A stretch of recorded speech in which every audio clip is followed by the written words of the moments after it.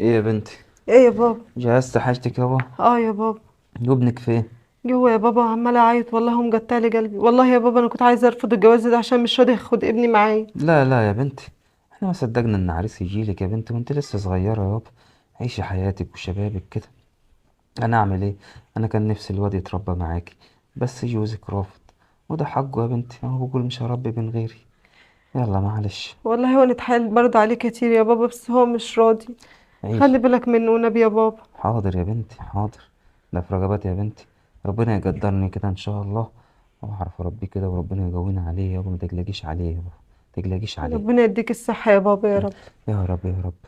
شوف الواد محمود واقف بعيط ازاي. خد يا محمود، تعالى يا ابني.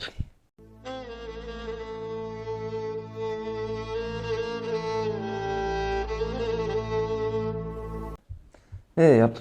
بس يا حبيبي ما تعيطش، خلاص ماما هتتجوز. قولها روح يا ماما، معلش لسه صغيرة يا ابني وتعيش شبابها يا ابني. انا الود ودي انت كنت تروح معاها وما تنحرمش منها يا ابني، بس انا اعمل ايه؟ جوز ماما مش عايزك معاها، بقول انا مش هربي من غيري. ومعلش يا ابني، عنده حق. وانا ربنا يقدرني كده ان شاء الله على تربيتك، واجيب لك حياة حلوة، واجيب لك شوكولاتة، واجيب لك العاب كتير، ما تقلقش. الظاهر عريسك جه يا بنتي، افتحي له الباب. حاضر يا بابا.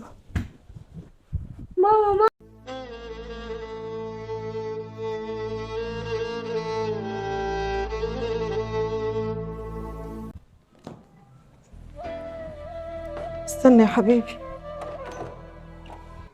ايه يلا ولا ايه؟ ازيك يا عم الحاج؟ يلا حاضر يا حماده، بس دقيقه هقول للواد كلمه بس. قولي لا اتكلم. ايه يا حبيبي؟ تقولش تعيط يا حبيبي، انا كان نفسي اخدك معايا والله، بس جوز ماما مش راضي. خليك مع جده هنا، وانا كل شويه هاجي اطمن عليك. ماشي؟ وما تتعبش جده يا حبيبي، ماشي؟ وحشني يا نور عيني. يلا حماده يلا. خد يا محمود، تعال. طب بتعيط ليه؟ عشان ماما؟ انت عايز ماما؟ عايز تعيش مع ماما؟ اسمع يا سام، ايه؟ انا كنت موافق ان انا اتجوزك، وانت قلت لي انا وابني، قلت لك لا انت لوحدك، انا مش هربي ابن غيري. حصل؟ اه. وانا رافض مبدأ العيال، بس يا بنت الناس انا مش حجر. الواد انا لما شفتك كده حضناه وبتكلميه، الواد بعيط، الواد لسه صغير، هو راح فين؟ ده لسه حته لحمه حمراء. اسمعي يا بنت الناس، رزق ورزقه على الله. انا ربنا زرع في قلبي الرحمه من ناحيه الواد ده. احنا هنعيش مع بعض، هاتيه معاك. انت بتتكلم جد؟ مؤاخذه يا حاج، ناخد الواد يعيش مع عمه. انت بتتكلم جد يلا يا يا بنت حماده؟ الناس والارزاق على الله، خلاص يلا. الله يخليك يا حماده، تعالى يا نور عيني.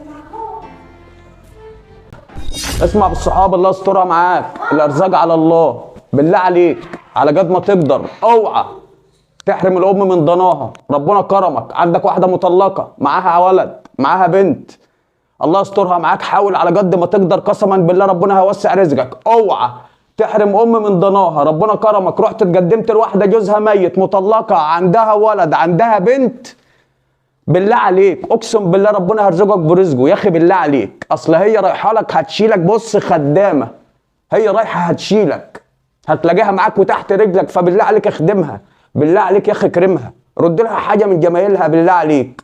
لما تروح لواحده مطلقه او جوزها ميت عندها ولد او بنت، بالله عليك يا اخي على قد ما تقدر الله يوسع رزقك. اوعى تحرم الام من ضناها، احنا بني ادمين قلوبنا مش حجر. لما تروح لوقت تاني، لما تروح لواحده مطلقه جوزها ميت عندها ولد او بنت، بالله عليك خده مع عمه، والله العظيم يا اخي اعتبر ان انت كافل يتيم، والله ربنا هيوسع في رزقك. اوعى على قد ما تقدر اوعى تحرم الام من ضناها. ولو وافقت من الاول ان ضناها يبقى معاها ابنها او بنتها، بالله عليك اتقي الله فيهم، اوعى تكسر قلبها عليهم برضو. طالما انت وافقت هتاخد الست بعيالها، بالله عليك حافظ على عيالها واعتبرهم عيالك، مش كل شويه اهانه وقله قيمه. السلام عليكم ورحمه الله وبركاته.